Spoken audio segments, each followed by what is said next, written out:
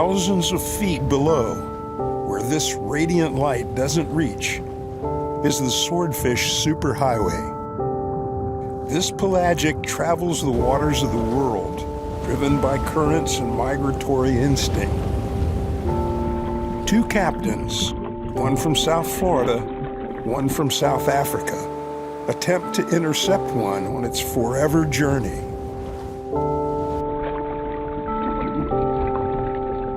This one time, came to West Palm Beach, hooked a swordfish. It's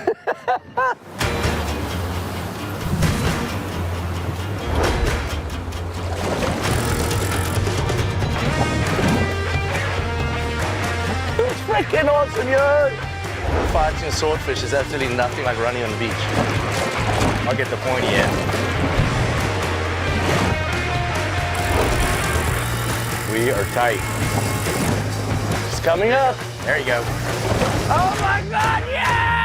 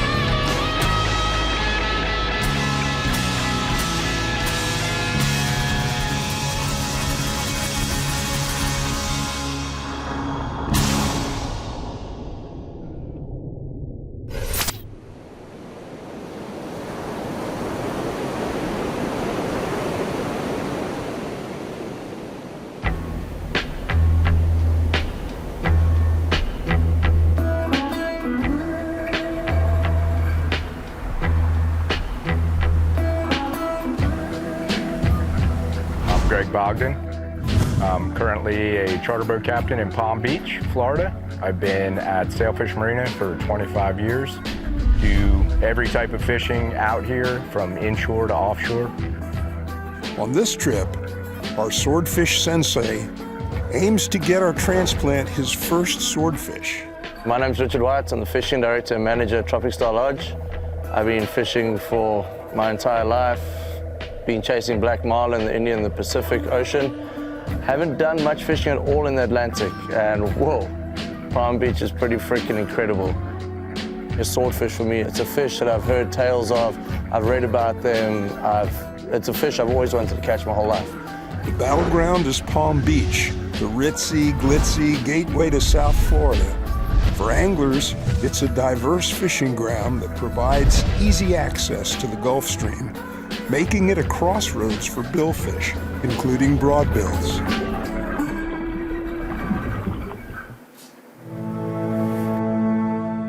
Powerful, pelagic,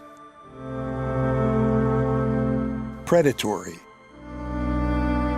The swordfish, our target species. Back in the 1970s, longliners decimated South Florida's swordfish fishery. But now, decades later, it has rebounded. We'll be swordfishing out about 18 miles from the inlet in some of our swordfish grounds where there's some little hills and humps out there, and see if we can catch you your first sword. Yeah. We've fished with Greg a few times before and lost a swordfish of a lifetime along the way. So redemption is part of our game plan.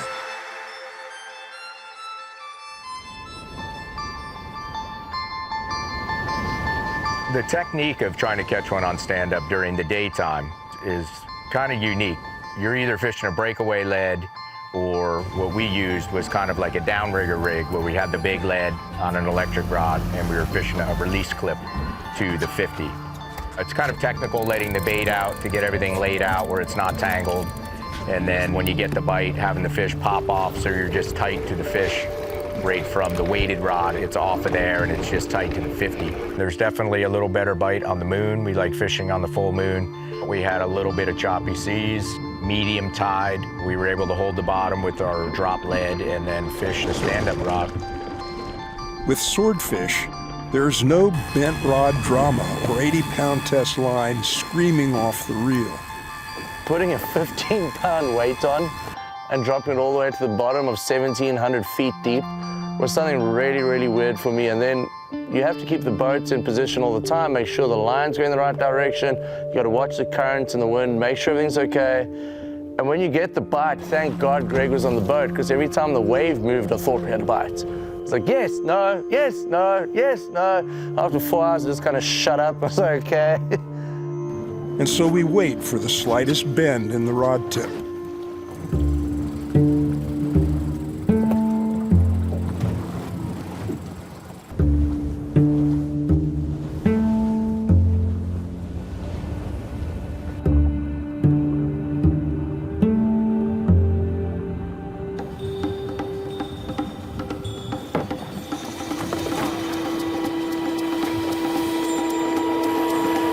Richard is hooked up. Great news. But here's the thing. There's 2,000 feet of line between him and his first sword.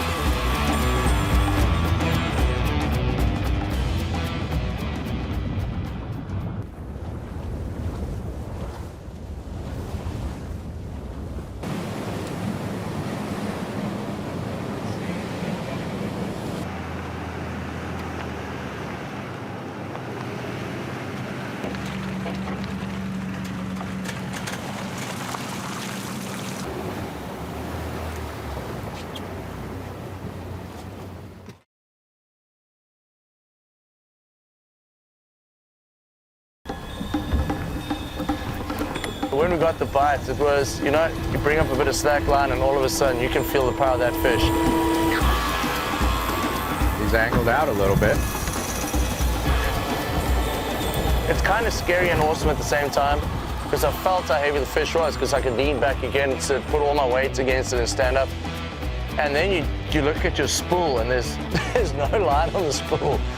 What do I do now? Looking good. We got the lead out. Drop lead is out of the water and just tight to the fish.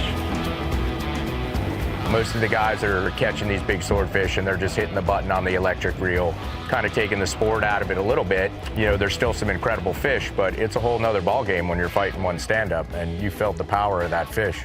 Yeah, it hurts. It does. It's a gladius. It's a marlin with a giant sword in its face, but you start the fight.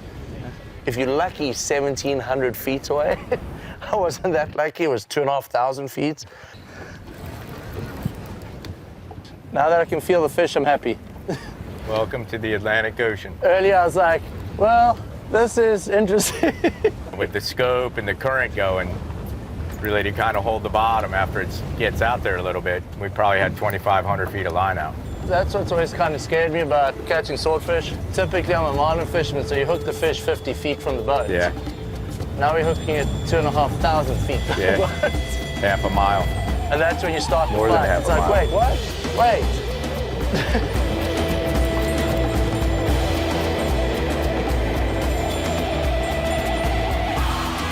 Oh, yeah, there she is. There he is. Greg, you're the man, bro! She's coming Here it up. comes. There you go. Yeah, 150 pounder, 200 pounder maybe. Keeping company with the orca and white shark, the swordfish is among the ocean's apex predators. It's armed with a bill that will slice through everything from prey to wiring gloves to your boat's pretty teak deck.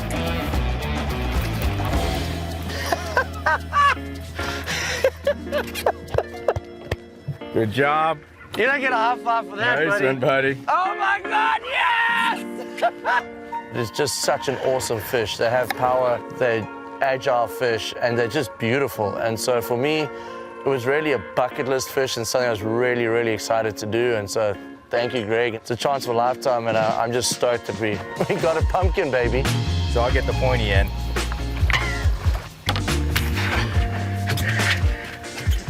Come on, go. In the boat. Yeah. That's how you do it right there. It was really weird. The fish wanted to be under the boat the whole time. You have to have someone really good on the controls. You have to have someone who knows what they're doing if you do want to keep that fish so they can actually get it in safely. And so once again, thank you to Greg. I mean, he coached me through it and did everything, and I was just merely someone who got to crank on a reel, and it was awesome. Check that one off the bucket list. Woo! Oh yeah, that's my first sword. That's definitely a dream fish for me. 1, 2, 3, go! We got dinner!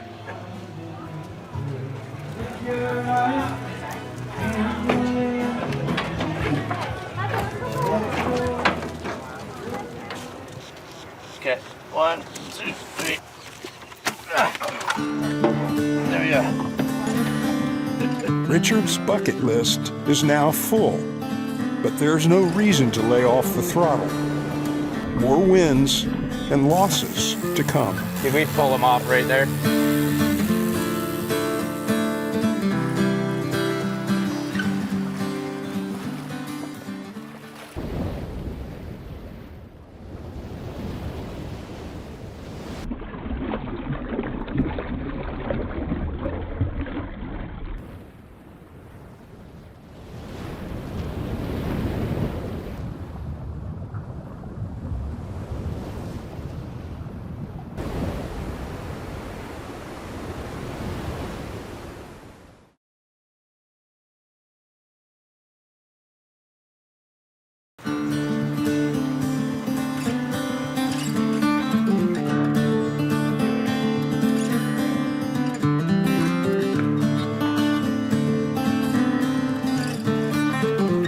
This place is very, very unique.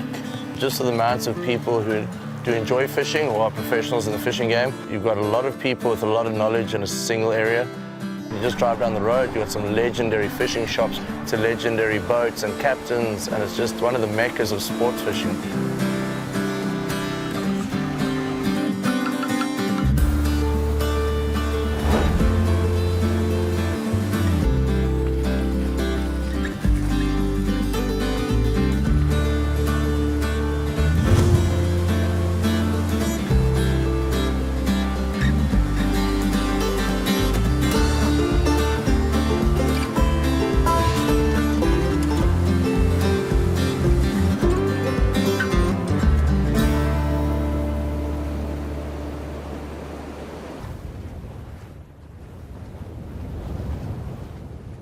Looking good. 1680. Just getting ready to come up on the first couple humps. This is gonna be a good trip. This is like buoy weather. Once we do this trip, we'll put 2 rods out on the next trip.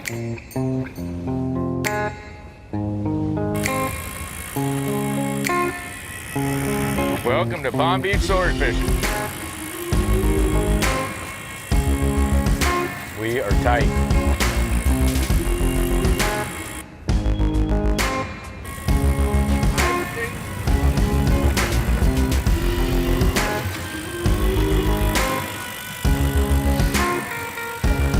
We got 1,500 feet. Woo. My eyes are getting tired watching this. Swordfish have soft mouths, so keeping them hooked during that long ascent is tricky. They often come off when they're just out of reach, like this one did. Did we pull them off right there? Tons of fish are lost. I hear it time and time again with people having a fish on and it's fighting and it's pull and drag and everything's good, and they'll reach out and unclip the lead and the fish just comes unglued. And that is electric reel fishing. Pull them off right there.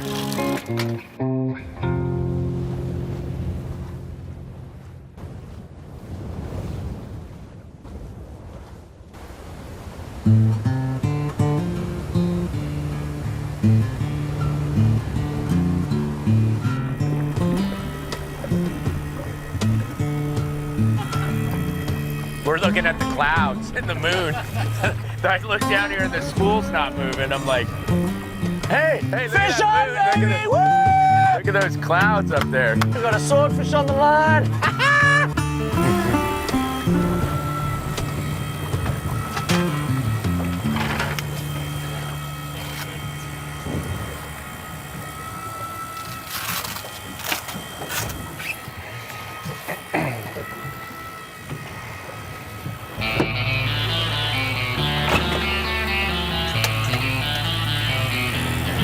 Looking good.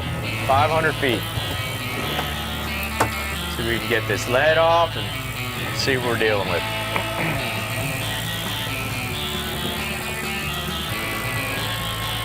$170.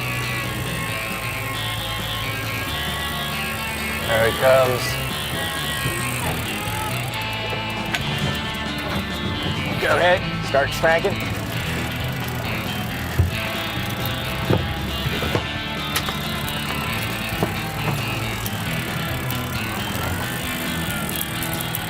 Little guy. Little baby. Woohoo!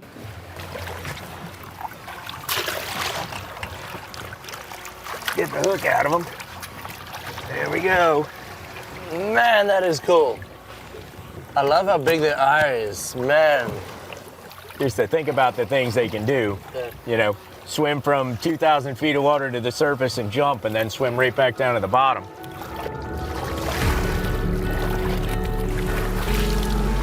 All right, let's catch a big one. Up next, one more drop and one more release.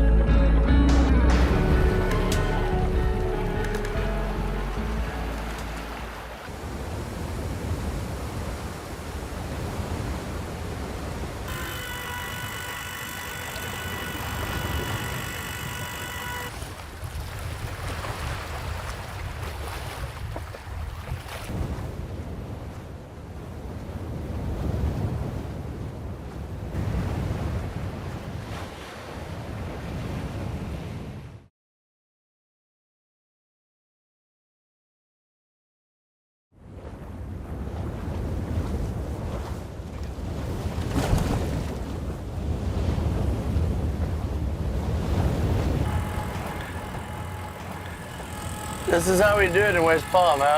Sword fishing here. You know, life is good.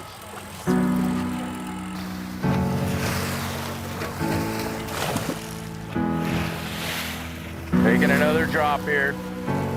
See if we can get a big one.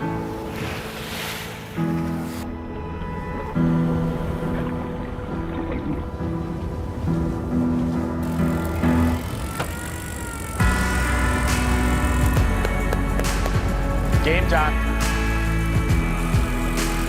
800.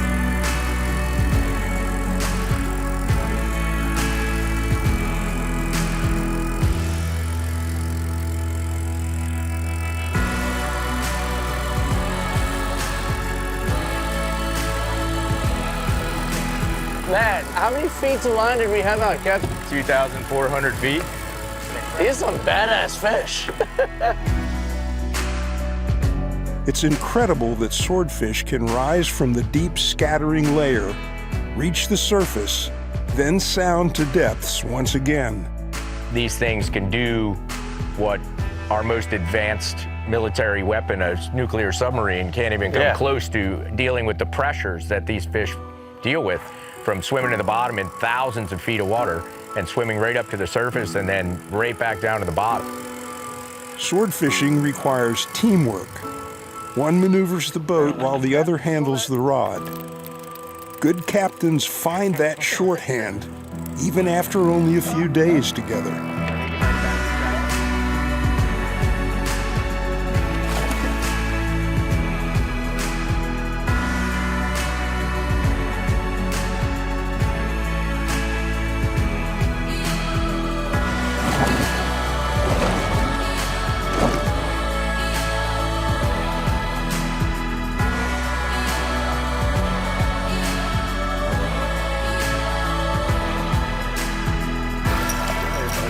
He's got a couple nicks on his bill there. Yep.